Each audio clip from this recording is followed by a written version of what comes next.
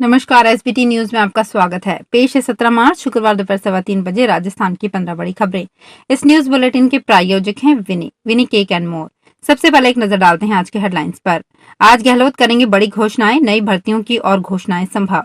Supreme court ने कहा उद्धव सरकार बहाल नहीं कर सकते। 1.5 लाख विद्यार्थियों को 1500 करोड़ रिफंड करेगा मेडिकल काउंसिल। 18 व 19 मार्च को होगा सांसद खेल महोत्सव। और सीकर जिले के कई इलाकों में बारिश, खंडेला में गिरे ओले। और अब खबरें विस्तार से। विधानसभा में आज शाम राजस्थान का बजट पास हो जाएगा। सीएम अशोक गहलोत शाम 5 बजे वित्त और विनियोग विधेयक पर बहस का जवाब देते हुए कई घोषणाएं करेंगे। चुनावी साल होने के कारण हर वर्ग के लिए कुछ और घोषणाएं होंगी। सामाजिक सुरक्षा योजनाओं का दायरा बढ़ाने के साथ जनता को डायरेक्ट लाभ वाली घोषणाएं होंगी। करीब 10,000 के आसपास नई भर्तियां की और घोषणाएं होने के आसार हैं। साथ ही पंचायत स्तर पर खाली चल रहे पदों को भरने की घोषणा संभव है। संविदा के आधार पर कई पद भरने की भी घोषणा हो सकती है। शिवसेना और चुनाव चिन्ह के मामले में सीजेआई डीवाई चंद्रचूड़ की अध्यक्षता वाली संविधान पीठ ने गुरुवार को सुनवाई पूरी कर फैसला सुरक्षित रख लिया। मामले में 5 जजों की बेंच के सामने उद्धव ठाकरे और एकनाथ शिंदे गुट ने 9 दिन तक अपनी दलीलें दी। सुनवाई के दौरान सुप्रीम कोर्ट ने कहा कि राज्यपाल का विश्वास मत बुलाने का फैसला गलत था, लेकिन उद्धव ठाकरे ने फ्लोर टेस्ट से पहले ही इस्तीफा दे दिया था, इसलिए हम उनकी सरकार को बहाल नहीं कर सकते। मेडिकल काउंसलिंग कमेटी नई दिल्ली की ओर से एमबीबीएस, बीडीएस और बीएससी नर्सिंग काउंसलिंग के तहत प्रवेश से वंचित पात्र विद्यार्थियों की सिक्योरिटी डिपॉजिट की रिफंड प्रक्रिया शुरू कर दी गई है।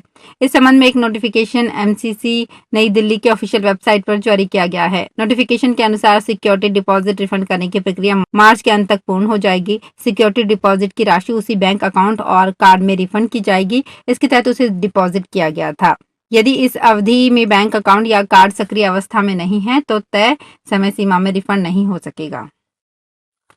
अजमेर जिले के विजयनगर में 18 और 19 मार्च को सांसद खेल महोत्सव का आयोजन किया जाएगा। इसमें संसदीय क्षेत्र अजमेर की सभी 8 विधानसभा प्रतिभागी खिलाड़ी भाग ले सकेंगे। 2 दिवसीय इस कार्यक्रम को लेकर तैयारियां की जा रही है। सांसद भागीरथ चौधरी ने बताया कि संसदीय क्षेत्र के युवाओं एवं खेल प्रतिभाओं को प्रोत्साहित करने एवं देश के प्रधानमंत्री नरेंद्र मोदी की सोच को क्रियान्वित करने के लिए संसद खेल महोत्सव 2030 का आयोजन किया जा रहा है। सांसद खेल महोत्सव के तहत वॉलीबॉल, कबड्डी और अब मैराथन की प्रतियोगिताएं आयोजित की जाएंगी। चक्रवाती दबाव के साथ गुरुवार को सीकर जिले में बादलों की आवाजाही रही। देर शाम जिले के खंडेला बाजार में मेघ गर्जना के साथ ओलावृष्टि हुई। सीकर शहर, नीमका थाना और पाटन सहित जिले के कई स्थानों पर बारिश हुई। किसान बारिश ओलावृष्टि से नुकसान की सूचना 72 घंटे में बीमा कंपनी के टोल फ्री नंबर 1800-2860-700 या कृषि विभाग को दर्ज करवा सकते हैं। दिन भर बादल छाने से अधिकतम तापमान में 3 डिग्री से ज्यादा की गिरावट दर्ज की गई। मौसम विभाग ने शेखावाटी में 20 मार्च तक बारिश ओलावृष्टि की चेतावनी दी है। राजस्थान की मंडियों में नए जौ की आवक शुरू हो गई है। हालांकि गेहूं का फिलहाल प्रेशर कमजोर बना हुआ है। चाकसू मंडी में 12,000 बोरी नए जौ की आवक हो रही है। उदयपुर, चित्तौड़गढ़ और निम्बाहेड़ा में भी प्रतिदिन 3,000 बोरी नया जौ आ रहा है। नए जौ में नमी बताई जा रही है, जिससे जौ का लूज में 2100 रुपए प्रति क्विंटल पर कारोबार हो रहा है। जयपुर मंडी में लूज जौ के भाव 2,000 से 2150 रुपए प्रति क्विंटल बोले जा रहे हैं। मसाला कारोबारी राम अवतार अग्रवाल ने बताया कि जैसे जैसे जौ की आवक बढ़ेगी, इसकी कीमतों में गिरावट आएगी। घरों से लेकर सरकारी कार्यालय में सुरक्षा कर्मियों की जरूरत रहती है, लेकिन ना तो तय समय पर होमगार्ड की सही भर्ती की जा रही है और ना ही जरूरत के आधार पर सभी जगह होमगार्ड्स मुहैया करवाए जाते हैं। यदि गत वर्ष को छोड़ दिया जाए तो बीते 3 वर्ष में उदयपुर में होमगार्ड्स के पद पर 0 नामांकन हुआ है। गत वर्ष भी 2500 पदों के रिक्त होने पर केवल 851 होमगार्ड्स का नामांकन किया गया है। इससे पहले के 4 साल तक 0% नामांकन हुआ। राजस्थान के सबसे बड़े एयरपोर्ट जयपुर इंटरनेशनल एयरपोर्ट से देश के 6 प्रमुख नए शहरों से सीधी एयर कनेक्टिविटी हो जाएगी। मार्च के आखिरी रविवार से शुरू होने वाले समर शेड्यूल में इस पर सहमति बन चुकी है। एयरपोर्ट प्रबंधन के मुताबिक डीजीसीए को शेड्यूल भेजने के बाद अप्रूवल मिल चुकी है। अब एयरलाइन कंपनियां अपने हिसाब से उड़ानों के शेड्यूल को तय कर रही हैं। इसके साथ एक नई इंटरनेशनल उड़ान भी जुड़ने की संभावना है। जल्द ही पूरा ब्यौरा भी अगले सप्ताह तक समय अनुसार साझा किया जाएगा। भीलवाड़ा जिले में 1 अप्रैल से गेहूं की सरकारी खरीद शुरू होगी। मंडियों में खरीद के इंतजाम शुरू कर दिए गए हैं। किसान को 2125 रुपए प्रति क्विंटल के हिसाब से गेहूं के दाम मिलेंगे। 30 जून तक खरीद चलेगी। खरीद के लिए पोर्टल शुरू किया जा चुका है। 25 जून तक सुबह 7 से शाम के 7 बजे तक किसान ऑनलाइन रजिस्ट्रेशन करा सकेंगे। किसान खुद या अन्य माध्यम से पंजीकरण कर सकेगा। गत वर्ष जिले के 6 केंद्रों पर सरकारी खरीद हुई थी। इस बार भी खाद्य आपूर्ति विभाग रजिस्ट्रेशन के हिसाब से खरीद केंद्र बढ़ाने पर विचार कर रहा है। चित्तौड़गढ़ शहर व जिले ग्रामीण क्षेत्रों में शुक्रवार को दशा माता का पर्व परंपरागत रूप से मनाया गया। महिलाएं दशा माता की पूजा अर्चना के लिए स्थान पर जाकर पीपल के पेड़ एवं दशा माता की पूजा अर्चना कर भोग लगाया तथा कथा श्रवण किया। महिलाएं भोर से ही स्नान ध्यान कर तैयार हो समूह में दशा माता के पूजन के लिए पहुंची। इस दौरान पीपल के पेड़ की पूजा की और दशा माता को हलवे आदि का भोग लगाया गया और घर पर एवं परिवार की खुशहाली की कामना की गई। जयपुर के गांधीनगर थाना पुलिस ने एसबीआई के बैंक मैनेजर की शिकायत पर अज्ञात व्यक्ति के खिलाफ एटीएम मशीन में कलर फोटोकॉपी किए नोट जमा कराने का मामला दर्ज किया है। ये पहली बार हुआ है कि बदमाश के कलर फोटोकॉपी के नोट को मशीन भी नहीं पहचान पाई। आरोपी ने एटीएम मशीन से 6500 रुपए जमा कराए।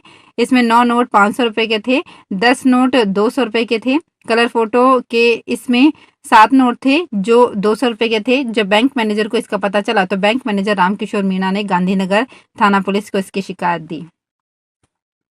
भरतपुर के मथुरा गेट थाना इलाके में एक बस ने सवारियों से भरे टेम्पो में टक्कर मार दी। इसमें एक ही परिवार के 11 लोग घायल हो गए। सभी को देर रात ही आरबीएम अस्पताल में भर्ती करवाया गया। एक व्यक्ति की हालत गंभीर होने के कारण उसे जयपुर रेफर किया गया।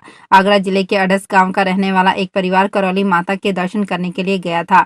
दर्शन के बाद परिवार टेम्पो में अपने घर जा रहा था। रात करीब 2 बजे एक बस ने इस टेम्पो के पीछे से टक्कर मार दी।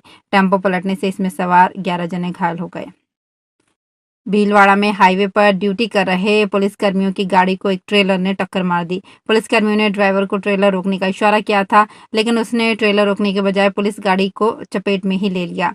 कारोई थाना प्रभारी हंसपाल ने बताया कि ट्रैफिक शाखा के एएसआई दयाल राजौरा पुलिस जवानों के साथ इंटरसेप्टर गाड़ी लेकर हाईवे पर गश्त के लिए निकले थे। इस दौरान ट्रेलर स्पीड में आ रहा था। ट्रेलर चालक ने इशारा करने के बावजूद वाहन नहीं रोकते हुए पुलिस की गाड़ी के टक्कर मार दी।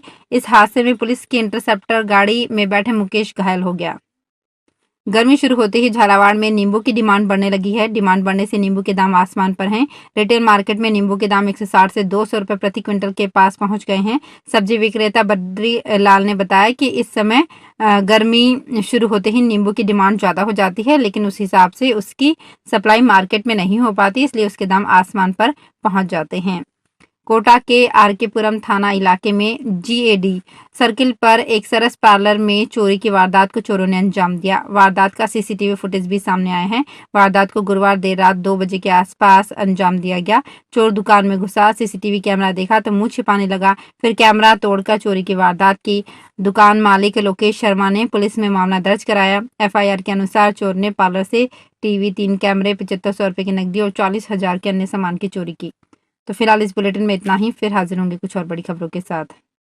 अगर आप भी अपने आसपास की छोटी बड़ी और महत्वपूर्ण खबरों से अपडेट रहना चाहते हैं तो सब्सक्राइब कीजिए हमारे चैनल एसपीटी न्यूज को और प्रेस कीजिए बेल आइकन पर।